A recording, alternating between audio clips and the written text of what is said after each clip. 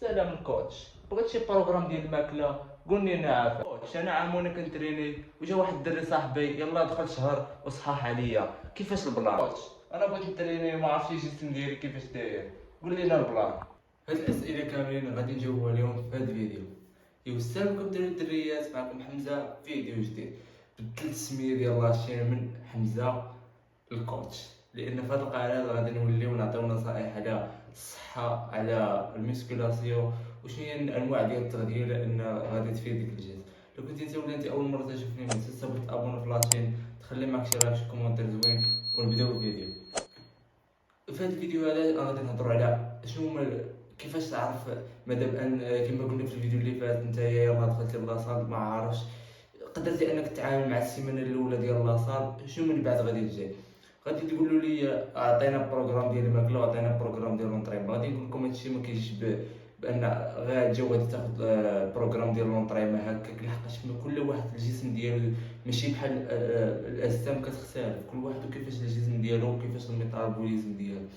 غنعطيكم واحد التعريف ديال الميتابوليزم بشكل عام، هو النسبه ديال السعرات اللي كتحرقها في الجسم ديالك، سواء كانت عن التمارين او عن طريق التغذيه، الحركات، الهضم وداكشي.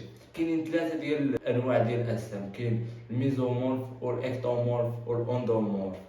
كل واحد كاين التعريف ديالو وكيفاش. انا غادي نقول لكم في هذا الفيديو كيفاش انك غادي تعرف الجسم ديالك، عن طريق غادي من بعد غادي تعرف كيفاش انك تقسم الوجبات ديالك وكيفاش خصك تريني، لا الدراري ولا البنات. باش انا نقدر نعرف الجسم ديالي غادي نرجعوا للاصل.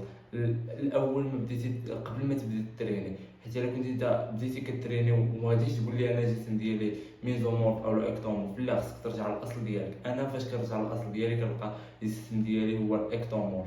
الاكتومورف هو كيكون الكتاف ديالو كيكونوا ضيقين، او الخصر ديالو كيكون صغير، كيكون كيحرق بزاف، كيكون عنده ديما تقدر انه غضربو شي ضربيت في الراس، كيكونوا المفاصل ديالو ديما صغير، يعني ما كيتحملش الضربات. هاد النوع ديال الاجسام هو اللي كاين عند اغلبيه ديال الدراري، هما اللي كيبداو بلاصه كيقول لك انا باغي نصحى. راه ما جاش هي بالسهله وغادي تصحى، خصك تضرب عليها تماره، ولكن ان شاء الله كلشي غادي يدوز بخير. المهم غادي نقول لكم نبداو الفيديو ديالنا بالجسم ديال الاكتومورف. الاكتومورف هو واحد الجسم كيفاش انك خصك تتعامل معاه. اول حاجه خصك نتايا النسبه ديال السعرات الحراريه خصهم يكونوا طالعين، يعني بالدوبل ديال الجسم ديالك، داكشي اللي كتحرق. الا كنتي مثلا نتايا كتحرق مثلا واحد 3000 واحد 1500 سعره حراريه، خصك تاكل 3000 سعره حراريه في النهار. داكشي وكيجي عن طريق الاكل والنعاس والتنظيم. شنو هو كيفاش انك تقسم الوجبات ديالك في النهار.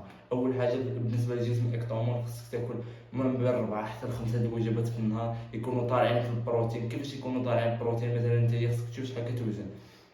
مثلا انت كتوزن 70 كيلو، وديك 70 كيلو راه ماجيش يقول لك 70 كيلو انا رقيق و70 كيلو، كل واحد وكيفاش كيكون الجسم ديالو. ديك 70 كيلو كضربها في جوج، مثلا انت 70 كيلو خصك 140 غرام ديال البروتين في الاحتياج ديالك اليومي كامل. خصك نسبه ديال الكارب طالعه اللي كتكون في الشوفه، البطاطا، في المقارونيه والخبز كامل ديال القمح. المهم كتقسم الوجبات ديالك من فطور، غدا، لا قبل من لاصال، والوجبه اللي من بعد لاصال، ولا 5 الوجبات على حسب نتايا وشنو. والدراري ركزوا لي بزاف على العصير. العصير اللي فيه واحد النسبه ديال الكالوري طالعه غادي تعاونكم في لاماس. شنو هي الحاجات الثانيه اللي خصك تتبع على كنتي الجسم ديالك اكتومورف؟ هي خصك تنعس مزيان.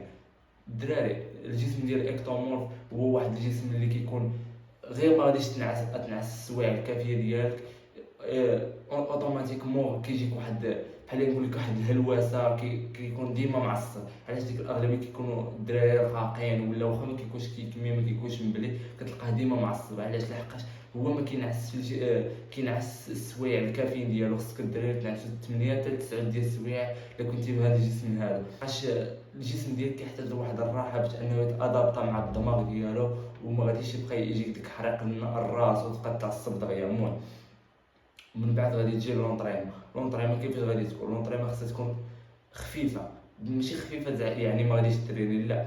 الكارديو بالنسبه للكارديو خصو يكون مره واحده في السيمانه من 10 حتى ل 20 دقيقه. ماكسيموم 20 دقيقه. ما خصك تقول لي كارديو نص ساعه، لحقاش الجسم ديالك انت اصلا كتحرق وانت ما كديرش شي مجهود عضلي. وفاش كدير شي مجهود عضلي كتحرق بزاف ديال السعرات الحراريه. دونك الدراري كنمشيو ما بين 15 ولا ما بين 10 و 20 دقيقه في السيمانه، نهار واحد ديال الكارديو. بالنسبه للونطريمون خصك تكون 3 ايام في السيمانه، تبدا 3 ايام في السيمانه. المهم البروغرام، بغيتو شي بروغرام قولوا لي في الكومونتيرات، نعطيكم بروغرام فابور ندير لكم فيه فيديو عليه على شنو هما الحركات اولا بروغرام ديال لونطريمون اللي بغيتو تعرفوا. المهم الجسم الثاني اللي معانا هو اندومورف. الاندومورف هو واحد الجسم اللي كيكون غليظ، اللي كيكون عامر، كيكون ما كيحرقش بزاف، كيكون ديما الشهيه عنده مفتوحه، كيكون حتى هو هو الجسم ديالو كيكون نفس الجسم ديال اكتومور اللي هو عامر شحمه. كيفاش نتعاملوا؟ هذه خاصه كتكون عند الناس اللي كيكونوا فوق 20 عام والبنات كيخزنوا الشحمه بزاف. كيفاش نديروا نتعاملوا مع هذا الجسم؟ هذا الجسم هذا خصو واحد النوع ديال التغذيه عالي. كيفاش عالي؟ حتى هو ما بين 4 حتى 5 ديال الوجبات في النهار يكونوا طالعين في البروتين، يكونوا طالعين في الكارب. شنو الحاجه الثانيه اللي خصك تركز عليها؟ هو النعاس. شوف شنو ما كان الجسم ديالك كما كان، خصك تركز على النعاس بصفه عامه. الحاجه الثانيه اللي هي التغذيه. الحاجه الثانيه اللي خصها تكون هي الكارديو خصها تكون ما بين 20 دقيقه حتى ل 30 دقيقه او 45 دقيقه ماكسيموم، يومين في السيمانه. ركزوا لي الدراري والبنات اللي الجسم ديالهم كيحسوا انهم فات يعني غلاظ، خصهم يركزوا على يومين في السيمانه ديال الكارديو. تقدر الكارديو كيفاش عباره عن الا بغيتي تجري، الا بغيتي طابيرو في لاصال، شوف انت فاش كترتاح في الكارديو. نجيو دابا للونطريمون. كيفاش خصها تكون لونطريمون؟ خصها تكون قاصحه. علاش؟ لحقاش نتايا كتكون الدراري اللي يقول لي انايا غليظ غنمشي غادي نتريني عندي انا الكرش الا لقيت معاه مشكل غنطيحها وصافي. لا، الكارديو كيساعد انك غادي يساعدك انك غادي تحرق السعرات الحراريه. فاش غادي تحرق السعرات الحراريه ديك الماكله اللي تولي تاكل غادي تولي تخزن لك في الجسم ديالك، وبحال ما تسمى بحال ما درتي والو. علاش؟ خصك تاكل وتريني ودير كارديو. فاش غادي تريني تزيد المسكيلاسيون كتولي كتبني العضلات في وسط ديك الشحمه، لحق الجسم ديالك كيكون خاوي. باش كتحرق نتايا الدهون كيكون الجسم ديالك خاوي، خصك تعوضو. باش تعوضو بالعضلات، يعني شي حاجه اللي اوتوماتيك غادي تادابطا معاها. دونك الدراري ركزوا لي على لونطريمون والاكل والنعاس. نجيو دابا للجسم الثالث اللي كيكون ما بين اكتومورف وما بين اندومورف. كيكون هو داك الجسم كيكون في الوسط، كيكون الكتاف ديالو عراض، كيكون الى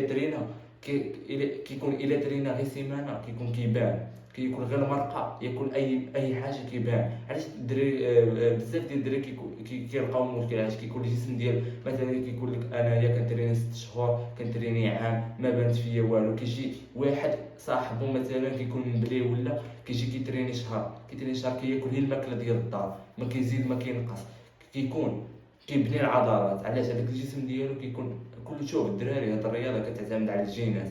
حسن الجينات ديالك بزاف شحال ما كتكون كتزيد في الكتله العضليه. المهم هاد الميزومورف هذا كيكون كيبني العضلات.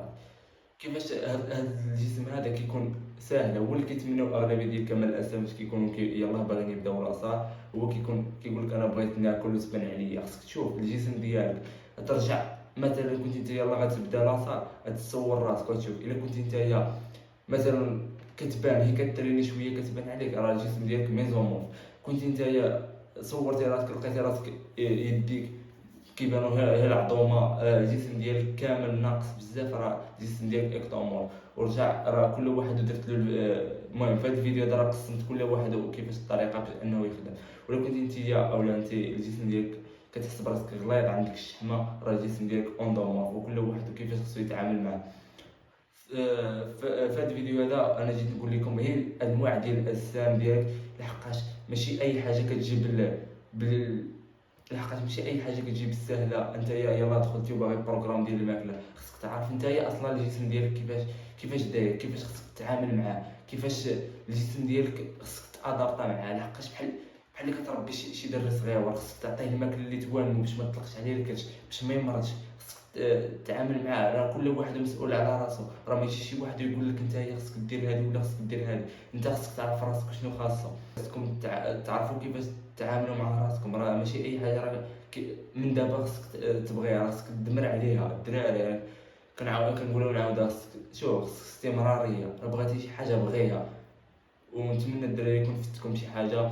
واللي مازال يلاه باغي يدخل لاصال وما عرفش كيفاش يبدا، صيفط واحد الفيديو كيهضر على اول نهار في لاصال وكيفاش تتعامل معاه. تفسر هذا الفيديو، سير دخل تفرج فيه. حتى انا الدراري كون سال الفيديو ديالنا، لو كنت انت ولا انت عجباتك هذه الحلقه ما تنساش تابونا في لاشين. كتبوا لي الدراري اي سؤال بغيتو ندير عليه شي فيديو او نجاوب في لي كومونتير، كتبوا لي في لي كومونتير. وكان معكم حمزه، الله.